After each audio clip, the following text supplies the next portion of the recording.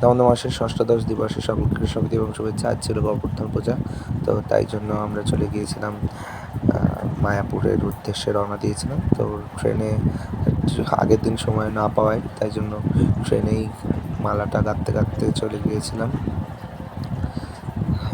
তো তারপর ভগবানের উদ্দেশ্যে এই মালাটা দিয়েছিলাম এবং ভগবানের অশেষ কৃপায় গিরি গোবর্ধন এই মালাটি গ্রহণ করেছিলেন। এবং যেহেতু ছিল কাল গোবর্ধন পূজা, তো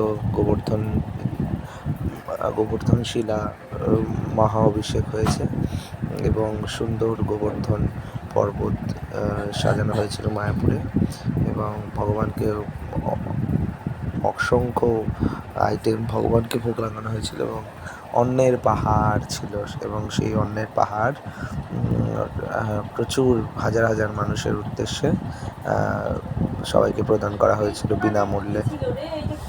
তো আমরাও কালকে অনেক সেবা করেছিলাম মায়াপুরে ভগবানের কৃপায় এবং তারপরে আমরা ভগবানের রাজভোগের প্রসাদ আমরা পেয়েছিলাম।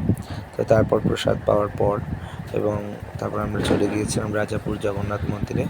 জগন্নাথের অপূর্ব দর্শন আমরা গ্রহণ করেছিলাম এবং ভগবানের উদ্দেশ্যে আমরা দীপ প্রদান করেছিলাম এবং তারপর সেখানে আমরা ইন্দ্রদম্ন সাই মহারাজকেও দেখেছিলাম। তারপর পুনরায় আমরা মায়াপুর ফিরে এসে ভগবানের উদ্দেশ্যে দীপদান করে বাড়ি ফিরে এসেছিলাম। হরে কৃষ্ণ।